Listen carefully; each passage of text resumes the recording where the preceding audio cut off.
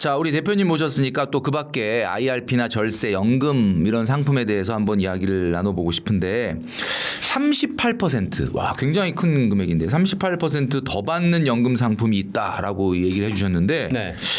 요 연금은 어떤 연금인가요? 자, 이제 개인 연금에 대해서 말씀드릴 텐데 개인 연금은 개인 스스로 준비하는 연금이잖아요. 그렇죠. 국가에서 지금 38%더 받는 연금. 이게 지금 톤틴 연금이라고. 아, 네네. 제가 뭐 방송도 여러 번 했지만 국가 기재부 이제 재정경제부에서 톤틴 연금을 활성화하겠다고 했습니다. 38%더 받는다는 얘기가 제 얘기가 아니고요.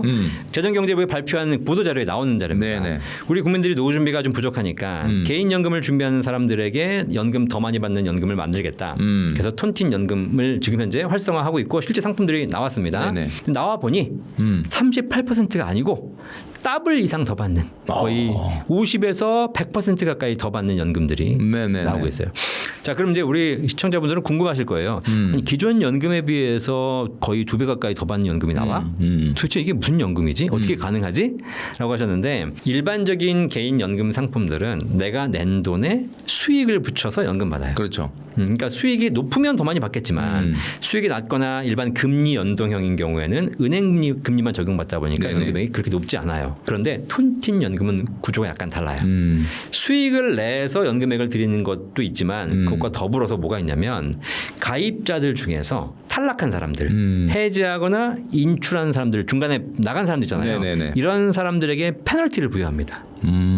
그러니까 중간에 급전이 필요해서 나간 사람들에게는 오히려 훨씬 더 적은 금액을 찾아가게 만드는 거고 그 페널티를 모아서 연금 받는 사람에게 더 드리는 구조. 일종의 약간 상호 부조 제도이면서 약간 보험의 성격을 좀 갖고 있고 그리고 약간의 우리가 예전에 개라는 있잖아요. 개. 개가 그런 예. 거잖아요. 순번이 첫 번째 있는 사람들은 좀 적게 받아가고 급전이 필요한 거니까 대신에 순번이 끝번인 사람은 더 많이 받아가지고 그렇죠. 예. 그런 구조가 똑같은 거예요. 이거를 17세기에 이탈리아 금융가 톤티가 고안했다고 해가지고 톤틴 연금이라고 붙였는데 네네네. 들어와 보니까 우리나라에는 사실 수천 년 전부터 있었네. 개가 있었던 거죠 사실. 한마디로 얘기해서 공공적인 개를 하는 거다라고. 그럼요.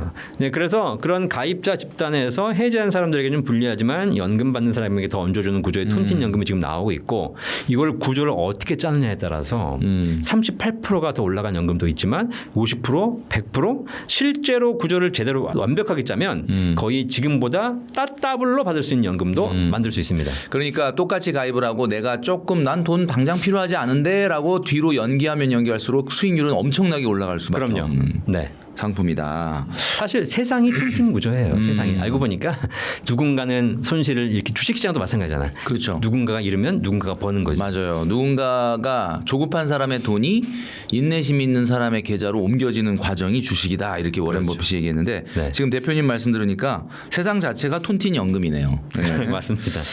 자, 최근에 연금 박사 유튜브에서 채널에서 1억 넣으면 10년간 연 5% 쌓아주는 연금이 있다라고 얘기하셨는데 또 요거는 어떤 건가요? 지금 나오는 연금 사실 우리가 지금 구독자님 중에서 주식 투자하시는 분들은 뭐 5% 정도야. 내가 오늘도 벌었어. 네. 하루에도 벌 수 있는 돈이다. 뭐 사이드카가 하루에도 뭐 한 달에도 몇 번씩 발동하니까 그럴 수 있지만 연금을 준비하는 입장에서 보면은 연금들은 대부분 다 이제 안정적으로 지급하다 보니까 금리가 낮거든요. 그런데 최근에 나오는 연금 중에서 이렇게 좀 기본 금리가 5% 이상인 연금들이 나오기 시작했어요. 네네. 아니 한국은행 기준금리가 2.5%인데 어떻게 연금이 이렇게 4% 5%가 나오느냐? 이걸 사실 확정 보증하니까요. 이유가 있어요. 달러 연금이에요. 달러 연금. 그러니까 기본적인 우리나라의 연금들은 대부분 다 원화 연금이다 그렇죠. 보니까 한국에서 운용되는 것이고 한국의 기준금리에 따라 변동됩니다. 그런데 달러 연금들은 달러로 가입하는 거예요. 그러니까 내가 원화가 있으면 달러로 환전해서 가입하는 것이고요. 달러를 바꿨어요. 그럼 달러를 바꾸고 우리나라 있으면 뭐해? 우리 달러 언제 바꿔? 해외 여행 갈 때. 쓰려고 바꾸는 거잖아요. 그렇죠. 그 달러 연금의 구조들이 달러로 바꿔서 미국으로 갑니다. 그래서 미국에서 운용을 해요. 뭐 미국에서 주식을 사는 것도 아니고 미국의 회사채라든가 국채를 중심으로 운영합니다. 국채. 자, 그럼 우리가 잘 아시다시피 현재 이 방송 나가는 기준으로 미국의 기준금리가 얼마냐면 3.75% 현재. 네네네. 한국에 비해서 거의 1.25% 이상 높다라는 거예요. 지금 이렇게 미국 금리가 한국 금리보다 더 역전돼서 높아진 지가 몇 년 됐잖아요. 그렇죠. 한참 됐죠. 그렇죠. 그러다 보니까 사실 우리가 생각하시면 돼요. 똑같은 돈이 있는데 한국에서 예금 가입하는 거하고 미국에서 예금 가입하는 거하고 불구하고 금리가 미국이 높다는 겁니다. 그렇죠. 그냥 안전성은 똑같은데. 자, 그래서 달러로 환전을 해가지고 환전 수수료도 거의 없거든요. 그래서 미국에 가서 거기서 미국의 채권, 미국의 기준금리를 중심으로 운용을 합니다. 그러다 보니까 4%, 5%의 수익이 나는 연금이 가능한 거예요. 다만 달러 상품이기 때문에 환율 변동의 위험은 있죠. 그 위험은 환차 손이 발생할 수도 있지만 환율이 급격하게 떨어졌을 때 손실이 생길 수가 있다. 그렇죠. 다만 환차 이익도 발생할 수 있는 거예요. 그렇죠. 그리고 뭐 사실 요즘은 해외 투자들 많이 하시니까 그냥 뭐 달러는 1달러는 뭐 그냥 계속 1달러다 이렇게 생각하면 또 뭐 그렇게 손실이 아니라고 생각할 수도 있고. 네, 뭐 이미 지금 뭐 서학개미들이 한국으로 돌아오시면서 환전할 필요 없이 내 달러가 있다.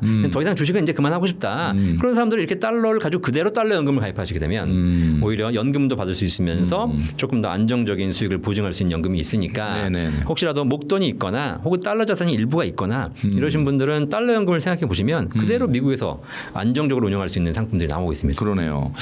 그리고 뭐 최근에 이제 그 기준금리는 3.75지만 실제 국채금리는 이거보다 훨씬 또 높기 때문에 그럼요. 안정적으로 운영을 할 수 있지 않을까. 우리 연금 박사 유튜브 채널 저도 이제 좀 즐겨 보고 있는데 네. 이 영상을 보다 보면 이제 댓글에 연금 많이 받으면은 그 쓸데없이 그 세금 건보료 이런 거 폭탄 맞는다 뭐 이러면서 이렇게 또 약간 악플 비슷한 글도 좀 가끔 보이는데 아, 네네.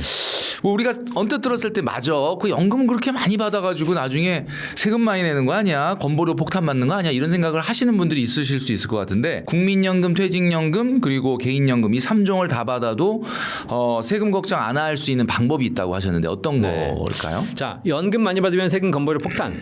그거 일부는 맞는 얘기고 일부는 틀린 얘기인데 이렇습니다. 연금이 우리가 3층 연금, 4층 연금이 있잖아요. 네네. 하나로 몰빵하시면 건보료 세금 폭탄이에요. 그렇죠. 그런데 이거를 국가가 나눈 일정한 3, 4층 연금으로 분산하시지 않습니까? 그러면 사실 아무 걱정이 없어요. 그걸 제가 알려드릴게요. 그러니까 국민연금도 네. 국민연금은 종합과세 대상입니다. 네. 그렇기 때문에 세금 내셔야 되는 것이고 다른 소득과 합산되기 때문에 소득이 많은 분들은 엄청난 세금을 내야 돼요. 거기다가 건강보험료도 내야 됩니다. 국민연금, 공적연금 다 그렇습니다. 네네. 자, 그런데 국민연금을 한 달에 한 150만 원, 200만 원 받으시는 분들은 2001년 이전까지 납부한 부분은 과세 대상이 아니에요. 2002년 이후에 납부한 부분만 과세 대상이고요. 네네네. 그다음에 연금 받을 때 350만 원까지 연간 350만 원까지는 공제가 됩니다. 그러면 연간 350만 원 이하로 받으신 분들은 아예 세금이 없는 겁니다. 그다음에 그 이상 받아서 연금 소득 공제가 돼요. 네네. 또 인적 공제 150만 원 받고요. 70세가 넘으신 분들은 경로 우대 공제라고 해가지고 100만 원 또 빼줘요. 자, 그래서 실제로 국민연금을 너무 많이 받으신 분들은 세금이 늘어나겠지만 또 국민연금 받으시면서 다른 소득이 있다. 그러면 세금이 늘어나시겠지만 노후에 공적연금, 국민연금밖에 없다. 이러시는 분들은 실효세율은 한 3%, 5%밖에 안 됩니다. 얼마 안 됩니다. 다만 건강보험료는 연금 수령하시는 금액의 50% 절반에 대해서는 건강보험료를 내셔야 돼요. 자, 이게 있습니다. 자, 그다음에 퇴직금 있죠. 퇴직금. 퇴직금은 퇴직소득세를 내야 되는데 그렇죠. 이거는 근속기간이 길면 세율이 낮아져요. 그러니까 내가 뭐 한 5년 근무했는데 임원으로 근무해가지고 퇴직금 한 20억 받아 나왔다. 이분들은 세금 많이 내셔야죠. 근데 내가 한 20년 이상 근속을 했는데 퇴직금이 1억 받아 나왔다. 이분들은 세율은 1%, 2%밖에 안 돼요.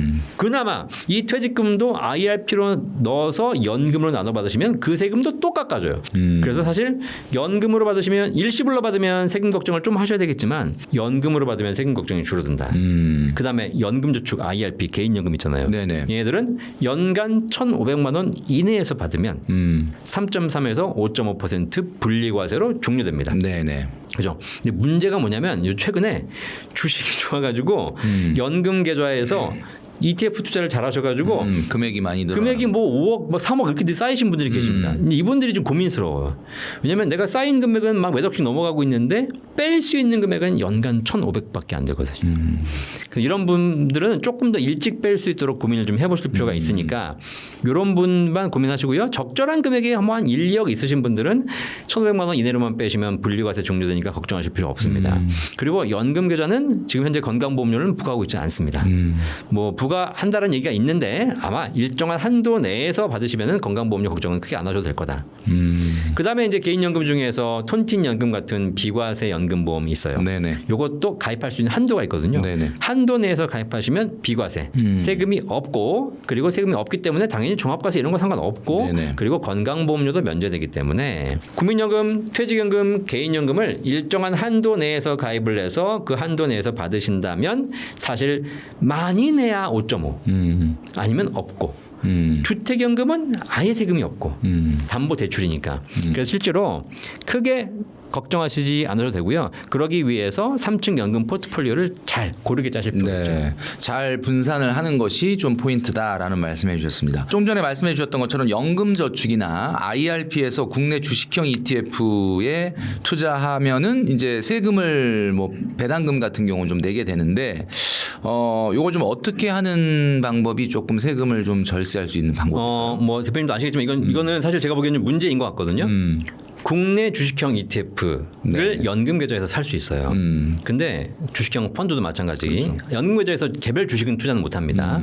그런데 일반 계좌, 연금 계좌가 아니라 일반 주식 계좌에서 국내 ETF나 국내 펀드를 거래하면 우리나라는 상장 주식의 매매 차익에 대해서 세금이 없죠. 그렇죠. 그죠? 근데 연금 계좌에서 발생한 매매 차익은 세금이 있어요. 배당은 일반 계좌에서 발생한 배당은 배당 소득 15.4를 내야 네네. 되지만 연금 계좌에서 5.5를 줄어요. 그러니까 배당을 중심으로 하시는 분들은 연금 계좌가 유리합니다. 네네. 근데 지금처럼 내가 ETF를 샀는데 시세 연금 차익. 계좌에서 샀는데 1억 샀는데 갑자기 5억이 됐어요. 4억의 매매 차익이 생긴 거예요.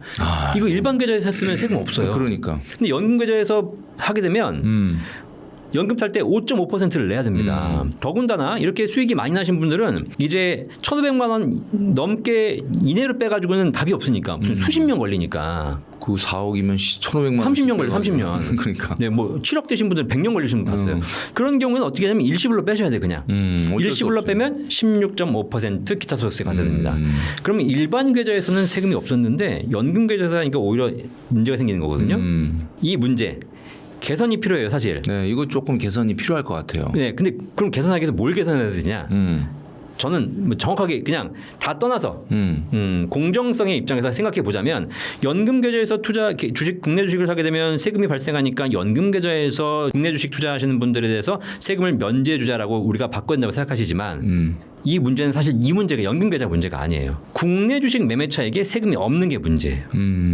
사실 부동산도 세금이 있듯이 국내 주식의 매매 차익에 대해서 당연히 과세를 해야 되는 것이고 소득세를 여기서 그런데 지금 대표님 말씀하시니까 참 일리가 간다 고개가 끄덕여지는데 현 정부는 이 주식에 대해서만큼은 정말 부동산으로 가는 거는 뭐 절대 현금 흐름을 안 되고 네. 무조건 이 주식을 밀어붙이다 보니까 전혀 이런 이야기는 안 먹힐 것 같긴 하네요. 그렇게 안 먹혀요. 네, 안 먹히지만 이제 그렇다.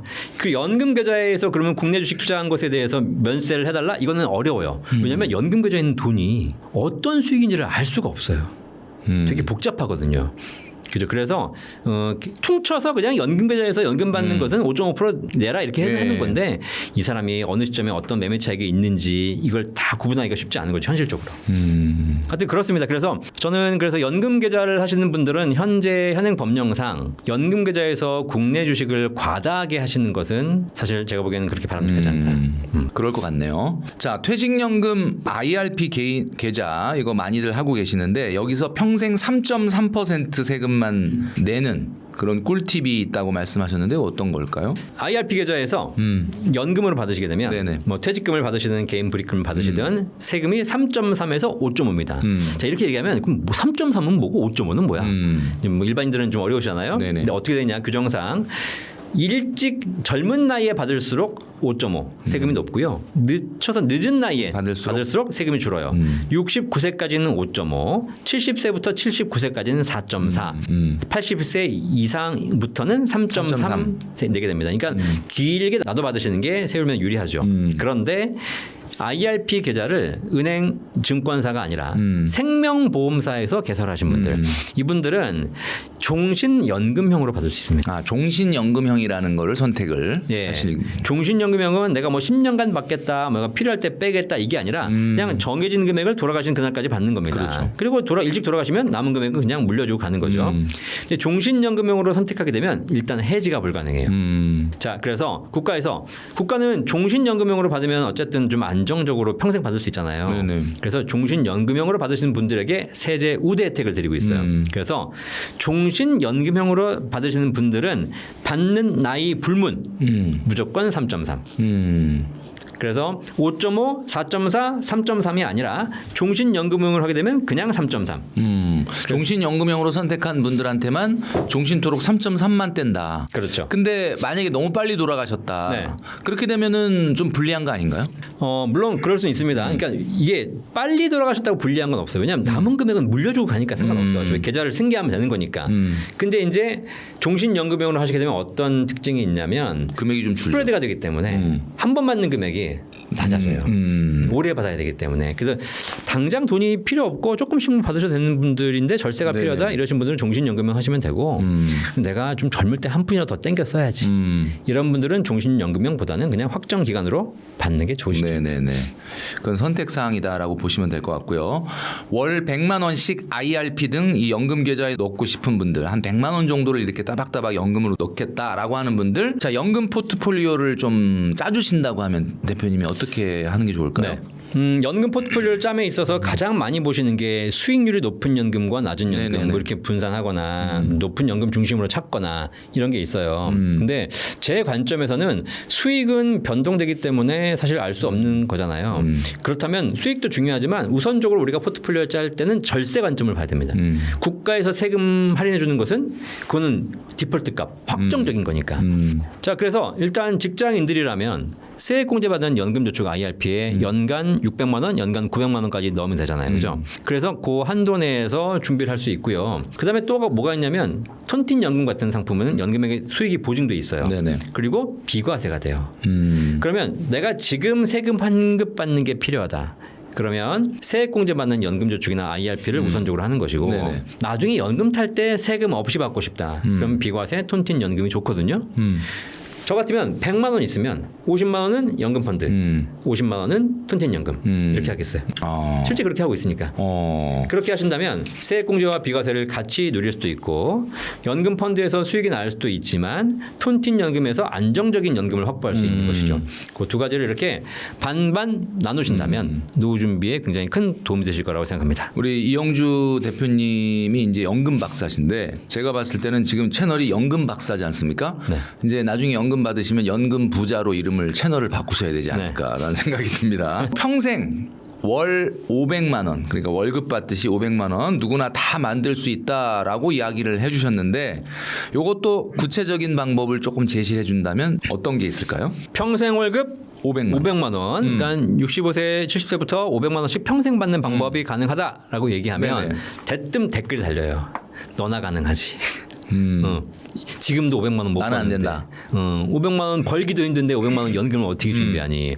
이런 얘기를 하시는 분들에서 이게 쉽지 않다라고 생각하시는 분들 계신데 네. 제가 그분들에게 공히 드리는 말씀 뭐냐? 누구나 가능하다. 근데 가능하지 못하다고 생각하는 가장 큰 이유는 관심이 없었어. 관심이. 우리 대표님 손바닥 한번 내밀어 보실래요? 손 이렇게 뒤집어 보세요. 쉬워요, 어려워요?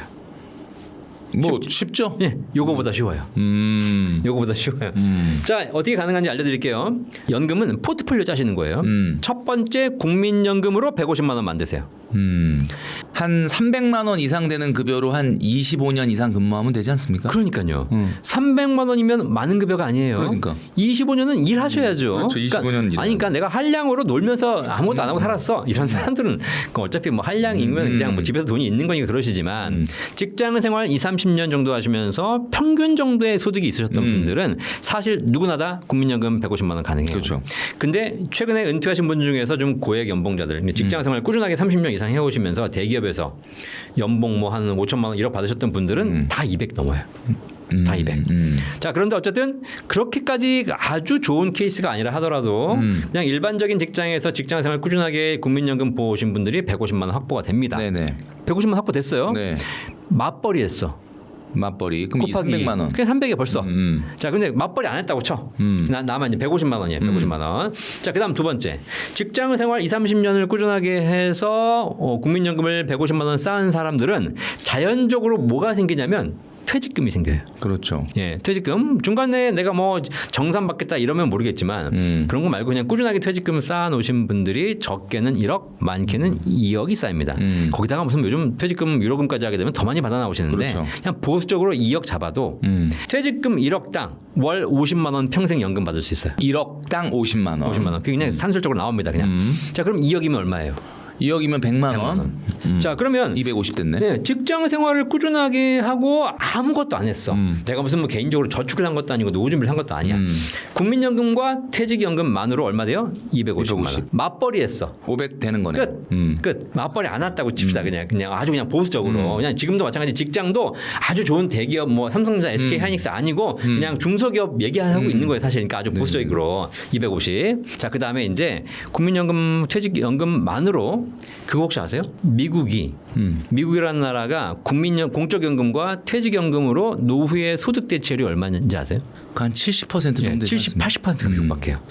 그러니까 사실 미국 사람들은 공적연금과 퇴직금만 가지고 노후에 젊었을 때 네, 벌었던 소득의 80%를 대체하다는 거야. 끝났다는 거야. 노후 준비가 그냥. 근데 우리나라는 이 두 개 합쳐가지고 한 45%, 50%가 안 돼요. 자, 결국 이제 그러다 보니까 나는 개인 연금을 준비해야 되겠다. 네네네. 국가가 세제 혜택을 주고 있습니다. 연금저축 IRP나 아까 말씀드린 비과세 톤틴연금 이런 것에다가 한 달에 많이도 말고 한 3-40만 원 정도를 20년씩 꾸준하게 하는 거야. 네네. 그러면 한 달에 30만 원이면 1년이면 400이고 20년이면 원금만 8천만 원, 수익까지 합치면 1억 5천 2억이 돼요. 네네. 그러면 그 개인 연금도 웬만큼 3-40만 원씩만 준비하신 분들은 한 달에 100만 원 연금이 가능합니다. 그러면 350이에요. 네, 350. 350. 맞벌이 했다면 700. 자, 근데 맞벌이 아니고 거기다가 이제 마지막으로 마지막. 우리나라에는 내 집을 담보로 연금 받을 수 있는 주택연금이라는 제도가 있어요. 우리나라가 이제 뭐 연금 준비는 못했지만 어쨌든 집 한 채는 마련했을 거 아닙니까? 그 집이 강남에 있는 수십억짜리 집이 아니라 그냥 지방 외곽에 있는데 한 시세 5억 나가요. 주택연금은 70세의 연금을 받으면 시세 1억당 월 30만 원 줍니다. 시세 1억당 월 30만 원. 네. 그러면 5억이면은 150이네. 350 더하기 150은 딱 500. 끝. 맞벌이 했다? 그냥 7, 800, 1000이 되는 겁니다. 그런데 이 과정에서 내가 뭔가 노후 준비를 해야 되겠다라고 의도적으로 한 거는 아까 말씀드린 개인연금 3-40만 원이 끝이에요. 아무것도 안 해도 돼. 지금 대표님 말씀을 들어보니까 손바닥 뒤집는 것처럼 진짜 쉬운데 네. 여기에 이제 이 전제 조건이 하나가 뭐냐, 자녀 결혼해서 돈을 안 뺏겨야 되겠네요. 그렇죠. 일단 거기서 여기저기가 뺏기게 되면은 뺏긴다는 표현은 좀 그렇지만 어쨌든 이렇게 되다 보면은 우리가 만들어놓은 500만 원 연금 이게 좀 깨질 수 있는데 퇴직금을 자녀 결혼 자금으로 쓰거나 그러니까요. 이 집을 자녀한테 줘야지. 맞아요. 그런 생각만 안 하시면 이거 그러니까 사실 우리가 말로는 손바닥 뒤집기 쉬웠는데 이게 오히려 자녀와의 경제적 문제의 선긋기가 손바닥 뒤집는 것처럼 어렵지 않다 보니까 좀 문제가 있는 것 같다는 생각이 듭니다. 대표님이 또 퇴직금을 평생 월급으로 바꾸는 5단계가 있다라고 얘기하셨습니다. 네네네. 어떤 방법인지 조금 얘기를 해주시죠. 일단 뭐 5단계까지는 아니지만 퇴직금을 받으잖아요. 퇴직금은 목돈으로 나옵니다. 그렇죠. 이 목돈을 가지고 나는 평생을 살아야 돼요. 자, 일단 기본적으로 IRP에서 연금으로 받으시면 돼요. 그러니까 퇴직금을 IRP, Individual 계좌로? Retirement Pension, 개인 퇴직연금 계좌로 받아서 네. 거기서 연금으로 받으면 됩니다. 근데 이제 IRP에서 받으신 분들의 대부분이 이제 확정 기간으로 받다 보니까 뭐 10년, 15년, 20년 받아요. 평생 월급 개념은 아닌 거고 필요할 때 필요한 만큼 빼서 쓰시는 거죠. 아까 보험사에서 하게 되면 종신연금형으로 받을 수가 그렇죠. 있고. 네. 자, 그런데 대부분 지금 제가 퇴직금 상담해 보니까 어떤 경우냐면 퇴직을 해서 퇴직금 받았는데 이걸 바로 연금이 필요하신 분들은 별로 없어. 왜냐면 내가 지금 60세인데 당장 연금 받을 것도 아니고 이미 쌓아놓은 돈도 있고 또 다른 일 하시게 되면 한 달에 몇백이라도 소득이 네네네. 있으니까 그냥 나 연금은 당장 안 받을 건데 이걸 그냥 퇴직금 IRP에 두자니 뭘 굴려야 될지 고민스럽고 그래서 그냥 방치하신 분들이 굉장히 많고 그래서 우리나라 퇴직연금 적립액의 85%가 그냥 안전자산에 묶여 있는 겁니다. 자, 방법 하나 알려드릴게요. 네. 퇴직금을 55세가 넘으셨다면 연금으로 개시하세요. 연금으로. 나 연금 필요 없는데 왜 연금을 아, 연금으로 바꿔서 그거를 이제 투자를 하시는군요. 네. 자, 이 방법이 뭐냐면 퇴직금 1억, 2억이 있는데 이걸 목돈을 한 번에 투자하는 거는 굉장히 위험해요. 위험하죠. 뭐 지금 같은 주식시장에 들어가서 수익이 왕창 날 수도 있지만 반대로 또 폭락할 수도 있지 않습니까? 그러면 우리가 아셨듯이 목돈 투자는 굉장히 리스키하지만 적립식 분할 투자는 굉장히 유리하거든요. 자, 그래서 연금으로 받으세요. 그럼 한 달에 100만 원씩 혹은 150만 원씩 연금이 나와. 이걸 쓰는 게 아닙니다. 이걸 가지고 적립식으로 재투자하는 거예요. 그러면 이걸 가지고 첫 번째 뭐 내가 일반 ETF나 주식을 살 수 있습니다. 그리고 이걸 가지고 다른 연금에다가 재가입을 할 수도 있어요. 특히 최근에 나와 있는 연금 중에 비과세 연금들이 활성화되어 있기 때문에 네네.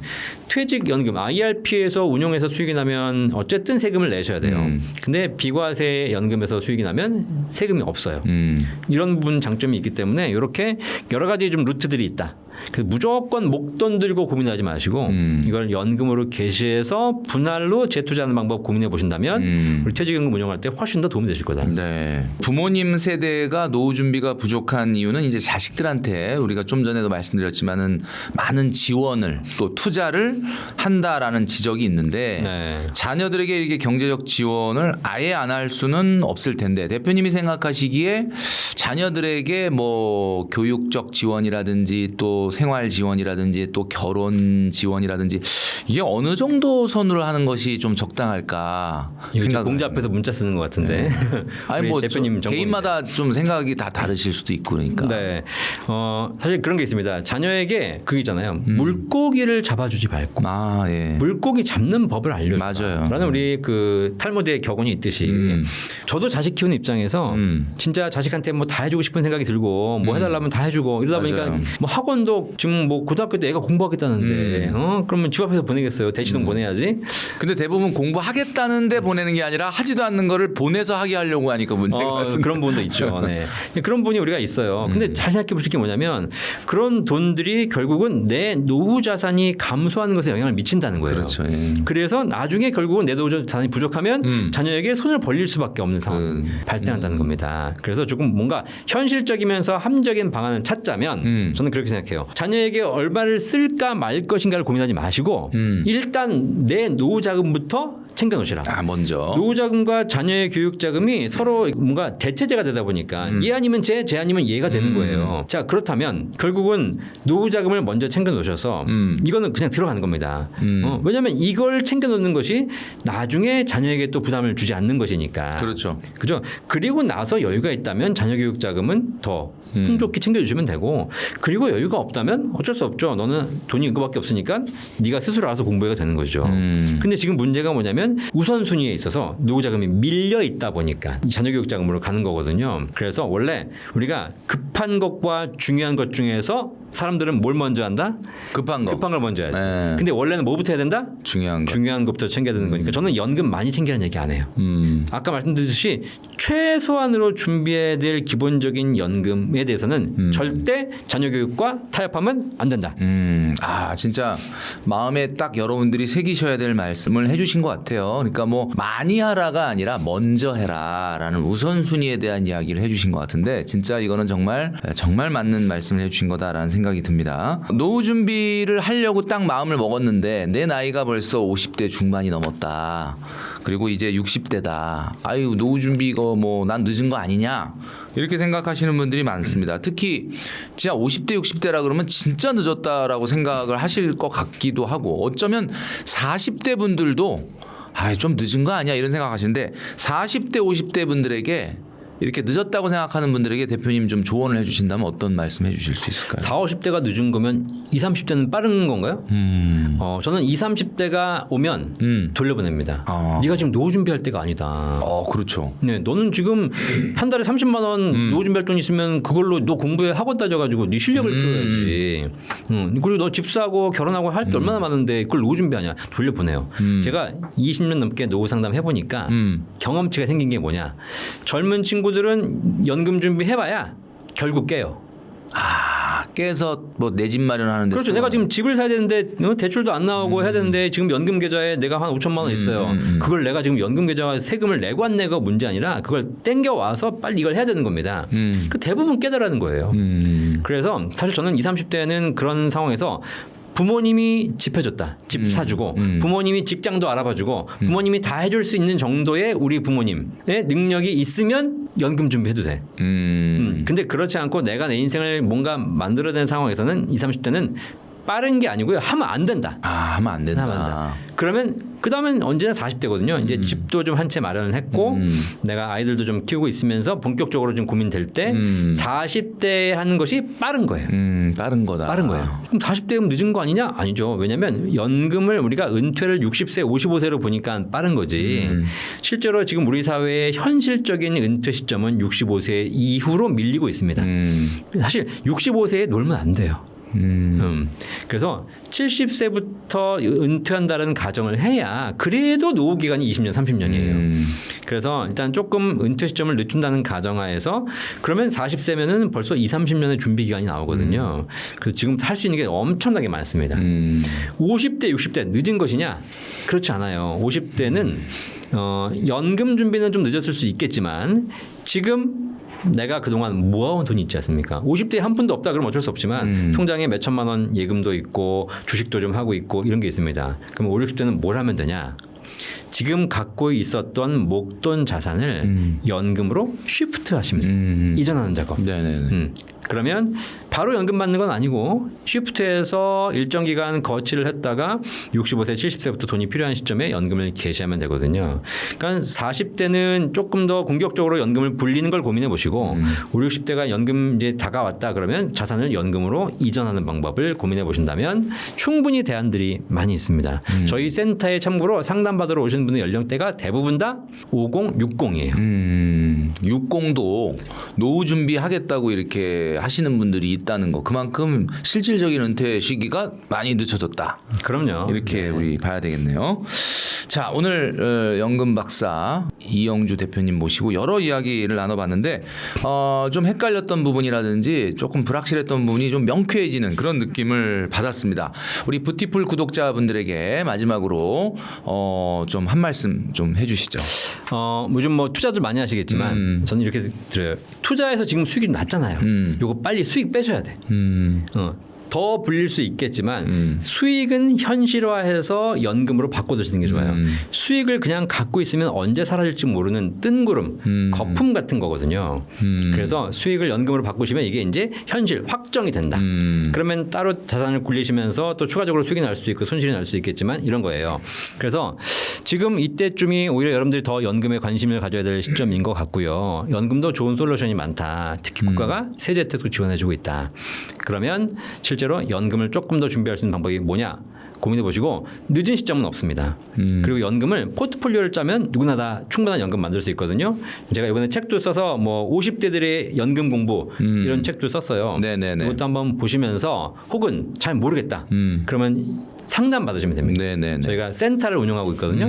상담센터 오셔서 센터의 이름이 연금 박사 상담센터. 연금 박사 네. 상담센터입니다. 여러분, 우리 대표님께서 유튜브라든지 이런 영상을 통해서 주시는 정보도 있지만 한번 고민이 되신다 그러면은 상담을 해보시는 것도 굉장히 도움이 되지 않을까라는 생각을 합니다. 자, 오늘 우리 이영주 대표님 모시고 여러 이야기 나눠봤는데요. 오늘 대표님 나와주셔서 감사합니다. 감사합니다.